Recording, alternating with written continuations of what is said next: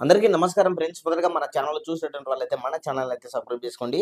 2019 నుంచి 2024 ఎన్నికల వరకు వైఎస్ఆర్ కాంగ్రెస్ పార్టీ అధికారంలో ఉంది. అయితే చంద్రబాబు నాయుడు గారు అప్పుడు తెలుగుదేశం పార్టీకి కీలకమైన వ్యక్తి. అదేవిధంగా తెలుగుదేశం పార్టీగా మరలా అధికారంలోకి వస్తే మరలా భవిష్యత్తు ఉంటుంది. లేకుంటే తెలుగుదేశం పార్టీకి భవిష్యత్తు ఉండదు.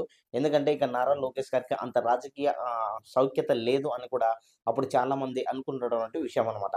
అయితే 2019 నుంచి 2024 మధ్యలో వచ్చేసి నారా లోకేష్ గారు గతంలో కంటే కూడా చానా విభిన్నంగా అంటే డిఫరెంట్‌గా తయారైపోయాడు. అంటే రాజకీయంగా ఎలా నిలదొక్కుకోవాలి అనే కాన్ఫిడెన్స్ మీద హెవీ టాలెంటెడ్ పర్సన్‌గా కూడా అయ్యాడు అనేది మనము యువగలం పాదయాత్ర చూస్తే కూడా మనం స్పష్టంగా గమనించుకోవచ్చన్నమాట. ఆయన పాదయాత్ర చేసేటువంటి సమయంలో కూడా ఆయన పాదయాత్ర చేస్తాడా? చేయలేరా? అని చాలామందైతే అనుకున్నారు. దాదాపుగా 4,000 కిలోమీటర్లు కూడా నడిచారు అనేది మనము స్పష్టంగా కూడా గమనించుకోవచ్చు అనమాట. అయితే తాజాగా 2024 ఎన్నికల తర్వాత తెలుగుదేశం పార్టీ అధికారంలోకి వచ్చింది.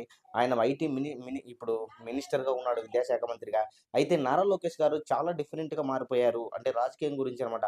ఒక డెప్త్ సబ్జెక్ట్‌గా మారిపోయారు అనేదైతే ఇప్పుడు చాలామంది అనుకుంటున్నటువంటి విషయము. అంటే గతంలో కంటే నారా లోకేష్ గారు ఇప్పుడు చాలా పవర్‌ఫుల్ అంటే బాగా ఒక లీడర్‌గా ఉన్నాడు అనేది చాలామంది అనుకుంటున్నటువంటి విషయం అనమాట. అంటే చంద్రబాబు నాయుడు గారు ఒకవేళ ఏజ్ అయిపోయినా కూడా రాజకీయ భవిష్యత్తు తెలుగుదేశం పార్టీకి అయిపోతుంటుంది అనుకున్నటువంటి సందర్భంలో నారా లోకేష్ గారు ఇప్పుడున్నటువంటి సిట్యుయేషన్ చూస్తే మనకు డెఫినెట్‌లీగా రాబోయే కాలానికి రాజకీయ నాయకుడిగా ఎదుగుతాడు అనేది కూడా చాలామంది నిపుణుల అంచనా అనమాట. అంటే గతంలో కంటే కూడా నారా లోకేష్ గారు ఇప్పుడు చాలాగా అంటే నిలదొక్కుకునే నాయకుడిగా ఎదిగాడు అనేది ఇప్పుడు చాలామంది అనుకుంటున్నటువంటి విషయం. సో, మొత్తానికి రాబోయే కాలంలో తెలుగుదేశం పార్టీకి రాజకీయ నాయకుడిగా నారా లోకేష్ గారు నిలదొక్కుకుంటారా లేదా అనేది మీ యొక్క అభిప్రాయాన్ని కామెంట్ సెక్షన్ కూడా తెలియజేయండి. Thank you.